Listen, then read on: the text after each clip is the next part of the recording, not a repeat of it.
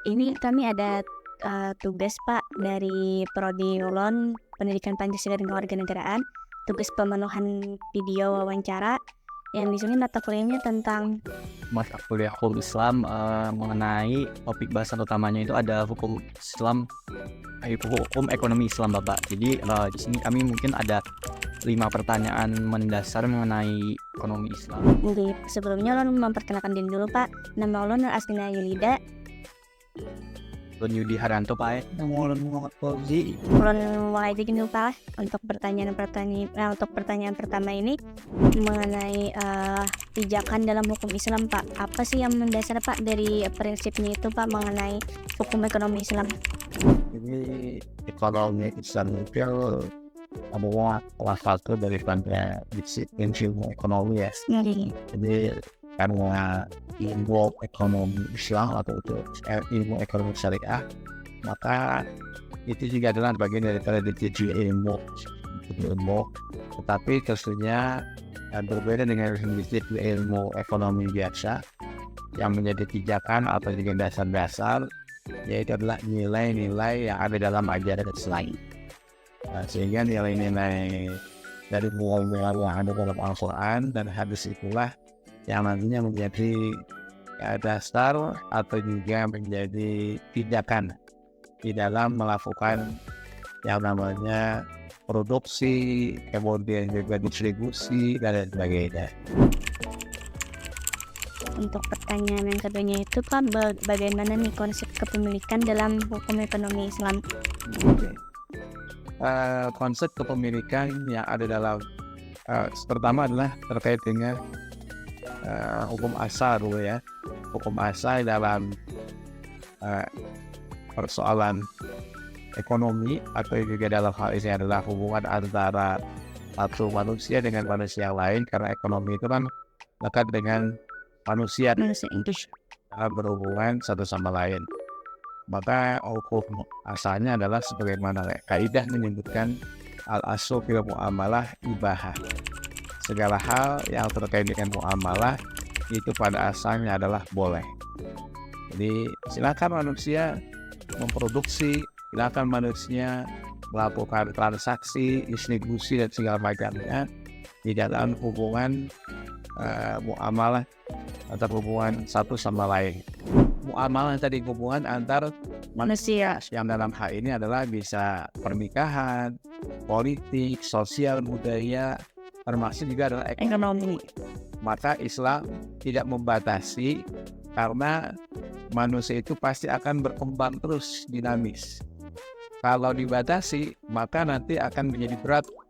Sementara zaman itu kan kian hari kian berubah. Apa yang terjadi di zaman Nabi mungkin berbeda dengan apa yang terjadi hari ini. Apa yang terjadi nanti 30 tahun atau 50 tahun akan datang. Maka itu di dalam ketentuan ajaran Islam, al-aslu fil muamalah ibahah. Segala hal yang terkait dengan muamalah itu hukumnya boleh. Silahkan manusia mengkreasikan. Nah, baru nanti bijakannya hatta yadulad dalil ala tahrimiha, kecuali ada dalil yang mengharamkannya. Nah, jadi manakala memang dalam muamalah yang kita lakukan, misalnya tadi ekonomi, ada hal-hal yang terlanggar, nah barulah itu haram hukumnya. Tapi kalau tidak ada yang terlanggar, maka itu tetap kondisinya halal. Jadi tidak ada seorang pun yang boleh mengharamkan sesuatu yang tidak pernah Allah haramkan kalau dalam urusan muamalah. Nah, termasuk juga dalam hal kepemilikan. Islam dalam hal ini memberikan yang namanya kebebasan bagi kita manusia untuk bekerja setelah itu kita mendapatkan harta yang menjadi kepemilikan kita. Tetapi di samping itu juga ada kepemilikan atau hak orang lain. Maka itu ada namanya sistem distribusi di dalam ajaran Islam, yaitu melalui zakat, infak, atau juga sedekah. Atau mungkin juga ada hibah, ada juga warisan, wasiat. Nah, itu adalah sistem distribusi yang diajarkan di dalam Islam. Walaupun Islam tidak membatasi kepemilikan seseorang, silakan dia punya hak karena itu adalah miliknya, tidak boleh bahasanya itu dibatasi. Itu adalah haknya karena dia sudah bekerja mendapatkan harta, maka itu haknya. Tetapi di balik haknya itu juga terdapat yang namanya hak orang lain. Misalnya tadi zakat, kalau dia sudah memiliki harta sampai nisab dan haul, atau dia ingin berbuat kebaikan untuk orang lain bisa melalui infak atau sedekah dan distribusi yang lainnya. Nah, itu beda dengan sistem ekonomi kapitalis. Kapitalis itu pokoknya aku untung bagaimanapun caranya. Yang penting aku bisa memiliki sekalipun itu berbuat zalim terhadap orang lain. Ya, misalnya dengan cara curang, segala cara. Bahkan ada slogan dengan modal yang sekecil-kecilnya untuk mendapatkan keuntungan yang besar-besarnya. Sekalipun dengan cara yang luas, curang, atau mungkin juga monopoli, dan segala macamnya. Yang penting aku bisa memiliki sebanyak-banyaknya, sebesar-besarnya. Nah, beda juga dengan sistem ekonomi sosialis. Kalau dalam sistem ekonomi sosial itu kan tidak ada hak individu, yang ada adalah hak sosial. Jadi negara saja yang boleh memiliki. Kalau kita masyarakat tidak boleh, semuanya itu dimiliki oleh negara. Nah, kalau dalam Islam bersifat tengah-tengah. Bersifat tengah-tengah, ada beberapa hal yang boleh dimiliki, tapi di situ juga terdapat hak orang lain. Tapi ada juga yang itu menjadi kepemilikan umum, tidak boleh dimiliki secara individu. Misalnya ada air, minyak, dan air, minyak, dan satu lagi 20 pada. Pokoknya ada 3 kepemilikan yang itu adalah dimiliki oleh umum. Misalnya air misalnya. Nah, sebenarnya air itu tidak boleh dimiliki hanya oleh individu. Kalau dimiliki individu nanti terjadi pembatasan yang pada akhirnya orang lain tidak bisa menikmati air. Maka itu air itu dikelola oleh negara, misalnya oleh perusahaan nasional misalnya. Minyak juga demikian, Pertamina misalnya.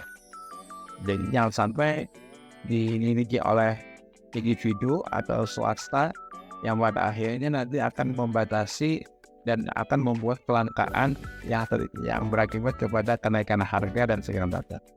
Jadi Islam itu berada di tengah-tengah antara ada hal-hal yang boleh dimiliki tetapi juga tidak sebebas-bebasnya. Nah, ini seperti itu. Pertanyaan yang ketiga ini kan kadang ada praktik-praktik ekonomi nih Pak. apa saja praktik-praktik ekonomi yang dilarang dalam hukum ekonomi Islam ini, Pak? Di dalam kaidah tadi kan menyebutkan semua pada asalnya adalah boleh dalam muamalah, termasuk juga dalam politik, ekonomi. Jangan sampai dipisahkan dari nilai-nilai agama. Kalau dipisahkan dari nilai-nilai agama, maka nanti akan membuat semakin kacau. Itu kan tidak agama, itu artinya adalah kacau. Dengan agama, maka akan membuat kehidupan itu tidak kacau. Jadi nilai-nilai atau agama itu justru membawa kepada kemaslahatan, membawa kepada kebaikan, mengarahkan dengan peraturan-peraturan agama itu supaya manusia itu bisa mencapai kemakmuran, kesejahteraan, dan kemaslahatan bersama. Nah, sehingga dalam hal ini ada hal-hal yang tidak diperbolehkan untuk dilakukan. Dalam politik juga bisa ada. Tidak boleh sogok menyogok. Dalam ekonomi apa? Dalam ekonomi misalnya ada beberapa hal yang dilarang. Pertama misalnya riba. Riba itu mengambil adanya tambahan dari pinjaman yang diberikan. Riba berasal kata daripada ziyadah tambahan yang dibebankan kepada seseorang karena dia telah mendapatkan pinjam. Jadi dengan adanya perjanjian di awal bahwasanya dia harus membayar sekian persen dari modal yang dipinjamkan, maka itulah yang dinamakan dengan riba atau disebut juga dalam dunia perbankan disebut dengan bunga. Itu pertama yang dilakukan. Yang kedua adalah goror. Goror itu artinya ketidakpastian. Ketidakpastian ini nanti ada 4 macam, ada pada kualitas barang, ada pada kuantitas barang, ada pada waktu penyerahan, dan juga pada harga.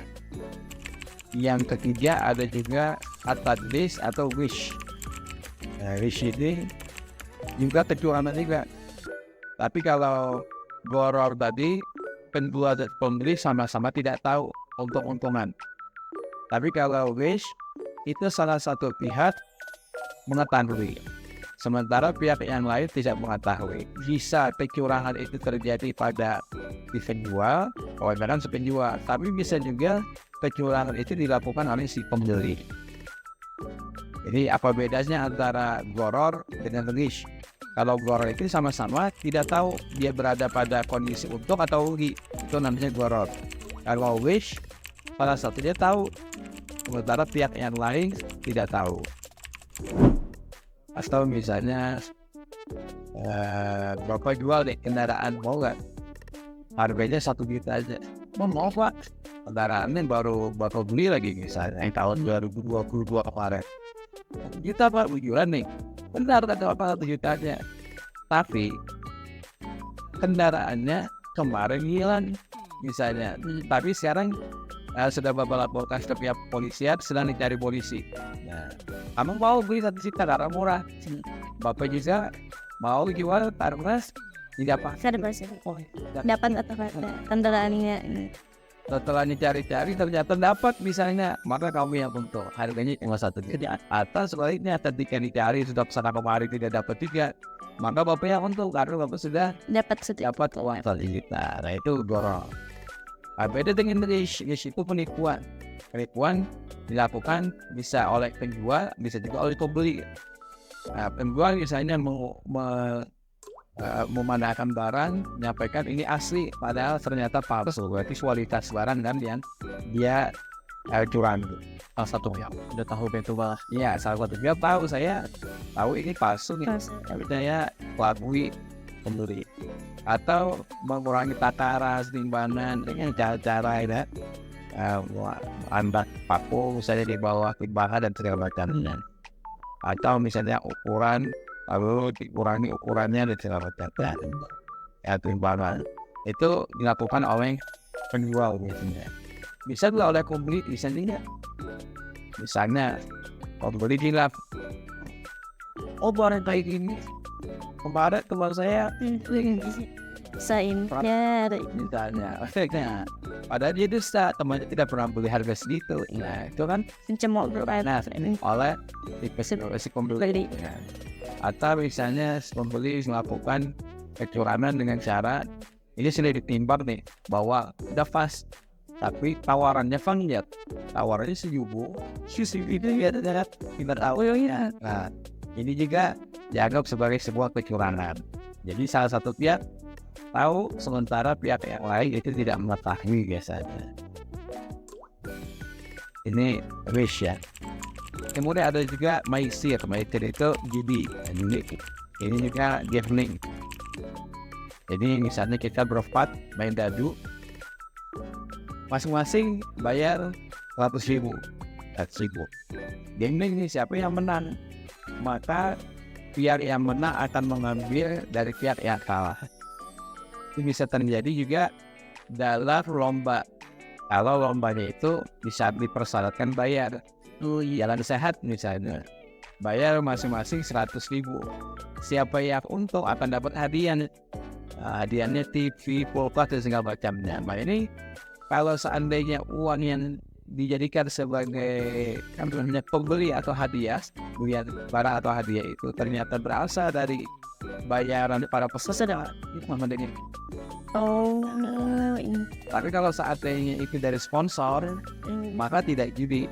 Nah kalau itu sudah terjadi dan real apa adanya bahasanya, maka jika tidak mengandung tadi kecurangan dan segala macam, berarti jual belinya halal.